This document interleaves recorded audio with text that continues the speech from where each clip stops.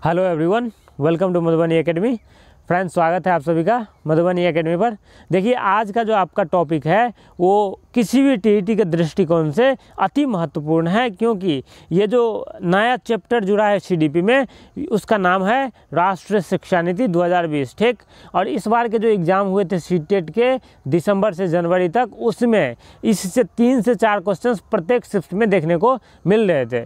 इसीलिए आप लोग यदि बिहार टीईटी का तैयारी कर रहे हो या सीटेट का तैयारी कर रहे हो, आप लोगों को इस टॉपिक को अच्छे से समझ लेना है। ठीक, तो इस सेशन में हम लोग इस पर बहुत अच्छे से चर्चा करने वाले हैं, इसलिए वीडियो को स्किप मत करना। और यदि मेरे चैनल पर हो तो चैनल को सब्सक्राइब कर लेना और बेल आइकन को प्रेस कर लेना, ताकि मेरे सारे क्लासेस के नोटिफिकेशन सबसे पहले आप तक पहुँचे। ठीक, तो चलिए आज का सेशन स्टार्ट कर लेते हैं। देखिए, पिछला जो अकादमिक ढांचा था जिसके आधार पर बच्चों को शिक्षा दी जाती थी, वो इस टाइप का था। कुछ आप लोगों को लेफ्ट साइड में दिख रहा होगा, उसका नाम था 10+2। ठीक, पहले 10+2 हुआ करते थे। इसमें क्या होती थी, तो जो 6 वर्ष से 16 वर्ष के बच्चे थे वो मैट्रिक तक कर जाते थे। उसके बाद 16 से 18 के लिए इंटरमीडिएट यानी कि 11th और 12th रखा गया था। जबकि नया शैक्षणिक और पाठ्यक्रम ढांचा जो है तो उसको चेंज कर दिया गया है। इसी को आप लोगों को समझना है, और इसी से रिलेटेड आप लोगों के टीईटी के एग्ज़ाम में सीडीपी के अंदर बहुत सारे क्वेश्चंस देखने को मिले थे। देखिए, अब जो नया ढांचा बनाया गया है 10+2 को हटा करके, इसको हटा करके वो बनाया गया है 5+3+3+4। कैसा बनाया गया है, तो 5+3+3+4। अब इसमें देखिए क्या होता है। सबसे पहला स्टेज 5 वाला जो हो जाएगा, ये हो जाएगा फाउंडेशन। इसमें फाउंडेशन कोर्स मिलेंगे बच्चों को। और ये जो 3 वाला है, सेकेंड 1 वाला, उसमें उसको कहा जाएगा प्रिपरेटरी स्टेज। इसमें क्लास 3 to 5 के लिए व्यवस्था की जाएगी, जैसे आप लोगों को यहाँ पर दिख रहा होगा। उसके बाद जो ये 3 है, ये आप लोगों का जो मिडिल हो जाता है वो मिडिल हो जाएगा, ये वाला भाग मिडिल हो जाएगा। ठीक, इसमें क्लास 6 to 8 की व्यवस्था होगी, और इसमें जो बच्चों के एज ग्रुप होंगे वो 11 से 14 वर्ष होंगे। और सबसे लास्ट वाला जो हो जाता है वो हो जाता है आप लोगों को सेकेंडरी स्टेजेस। उसमें क्या होगा, तो उसमें क्लास 9 to 12 का इंटीग्रेटेड रूप से शिक्षा दिया जाएगा। ठीक, और ये चौथा स्टेज हो जाएगा आप लोगों का, और इसमें जो एज ग्रुप हो जाएगा वो 14 to 18 ईयर्स ओल्ड स्टूडेंट्स हो जाएंगे। ठीक, इसी टॉपिक के अंतर्गत ये जो फाउंडेशन कोर्स है, इसको 2 पार्ट में डिवाइड किया गया है। आप लोगों को ये वाला पार्ट दिख रहा होगा, ये वाला डिस्प्ले पर। इसमें देखिए, सबसे पहला जो स्टेज है, 1 मिनट इसको ज़रा साइड कर लेते हैं। ये तो साइड नहीं हो रहा है यार। इसी के अंदर सबसे पहला वाला जो स्टेज आता है, जो 5+3+3+4 का जो ढांचा है ना, उसके अंतर्गत ये जो पहला वाला दिख रहा होगा, इसको 2 पार्ट में डिवाइड किया गया है। देखिए, इसमें सबसे पहला पार्ट जो है वो 0 to 3 ईयर्स बच्चों के लिए है। इसमें क्या किया जाएगा, तो इसमें बच्चों को आंगनबाड़ी या फिर प्री स्कूल या फिर बाल वाटिका के रूप में शिक्षा दी जाएगी, और इसमें कोई बुक्स के प्रावधान नहीं होंगे। जबकि इसी में जो सेकेंड स्टेज आता है, फाउंडेशन में ही, वो 2 ईयर्स का कोर्स होगा। पहला वाला 3 ईयर्स का होगा और सेकेंड वाला 2 ईयर्स का होगा। और जो 2 ईयर्स का होगा उसमें क्लास 1 to 2 को शामिल किया जाएगा, और इसमें जो एज ग्रुप के बच्चे होंगे वो 6 to 8 एज ग्रुप के बच्चे होंगे। तो देखिए, ये है आप लोगों की न्यू एजुकेशन पॉलिसी की महत्वपूर्ण पॉइंट। अब इसके जो कुछ पॉइंट बच गए हैं उस पर हम लोग डिस्कस कर लेते हैं। तो चलिए आगे पेज में देख लेते हैं जो इस किन किन चीज़ों पर मेनली फोकस किया गया है न्यू एजुकेशन पॉलिसी 2020 के अंतर्गत। ठीक,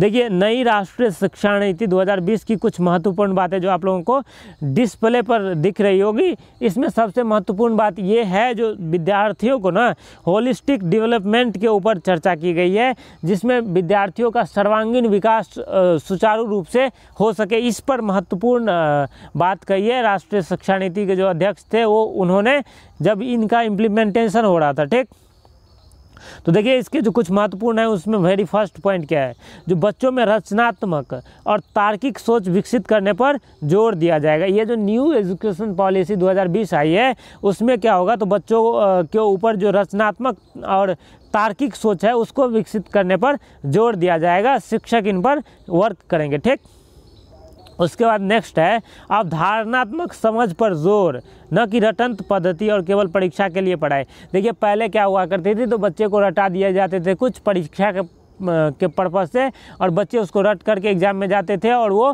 पास कर जाते थे। तो उसको हटा करके अब क्या किया गया है, अवधारणात्मक समझ पर जोर देने की बात कही गई है न्यू एजुकेशन पॉलिसी 2020 में। ठीक, अब नेक्स्ट पॉइंट है जो बहुभाषिकता और अध्ययन अध्यापन के कार्य में भाषा की शक्ति को प्रोत्साहन। देखिए बहुभाषिकता और अध्ययन अध्यापन के कार्य में जो है तो भाषा की शक्ति को प्रोत्साहन देगा।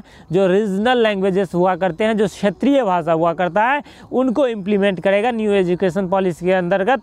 प्री जैसे फाउंडेशनल स्टेज है उसमें या फिर प्री स्टेजेस है उन सब में, ताकि बच्चों को अपने भाषा में शिक्षा मिल सके। ठीक, उसके बाद नेक्स्ट पॉइंट है जो जीवन कौशल, जैसे आपसी संवाद, सहयोग, सामूहिक कार्य और लचीलापन को बढ़ावा देना इस शिक्षा नीति की महत्वपूर्ण बातें हैं। ठीक, और इसमें क्या करेगा, तो आपसी संवाद पर, सहयोग पर, सामूहिक कार्य पर विशेष रूप से बल दिया जाएगा। शिक्षकों के द्वारा बच्चों को समझाया जाएगा ताकि वो समाज में एक अच्छे समाज का निर्माण कर सके, एक अच्छे परिवार का निर्माण कर सके। ठीक, उसके बाद नेक्स्ट पॉइंट है सीखने के लिए सतत मूल्यांकन पर जोर, इसके बजाय कि साल के अंत में होने वाली परीक्षा को केंद्र में रखकर शिक्षण हो।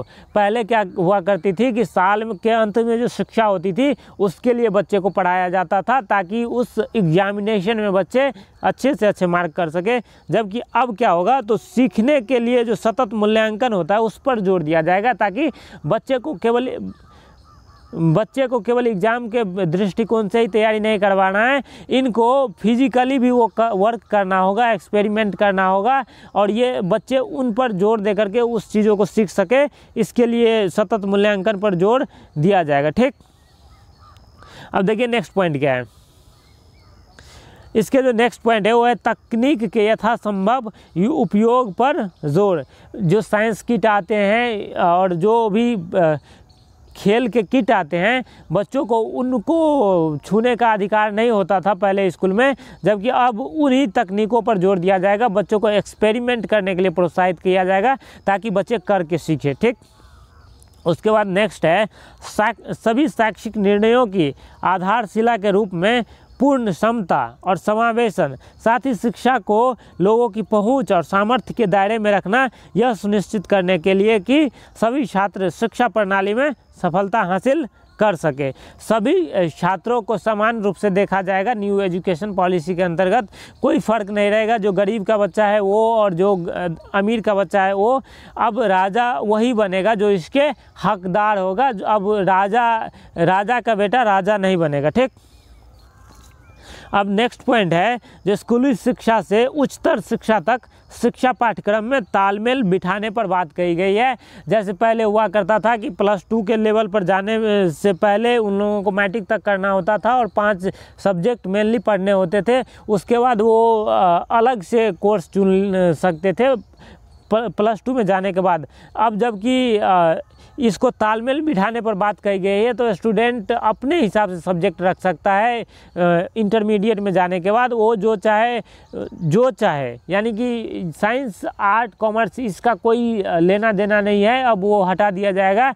वो चाहे तो साइंस के साथ ज्योग्राफी भी रख सकता है, कॉमर्स के साथ कुछ भी रख सकता है। मतलब सब सब्जेक्ट की ऐसी की तैसी करके एकदम से इंटीग्रेटेड रूप से मिला दिया है, जो कि शिक्षा व्यवस्था में बहुत बड़ा कदम है और ये होना भी चाहिए था। ठीक, उसके बाद नेक्स्ट पॉइंट है गुणवत्तापूर्ण शिक्षा और विकास के लिए उत्कृष्ट स्तर का शोध भी इस पर किया जाएगा। ठीक, उसके बाद नेक्स्ट पॉइंट है शैक्षिक विशेषज्ञों द्वारा निरंतर अनुसंधान और नियमित मूल्यांकन के आधार पर प्रगति की सतत समीक्षा भी की जाएगी।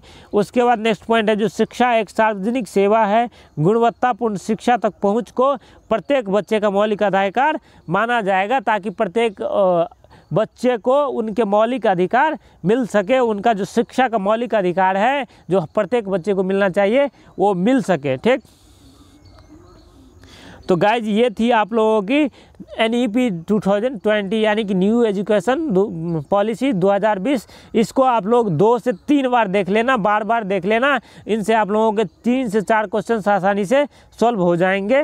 ठीक, तो आज के लिए बस इतना ही। मिलते हैं नेक्स्ट क्लास में, तब तक के लिए जय Hind, all the very best and keep learning.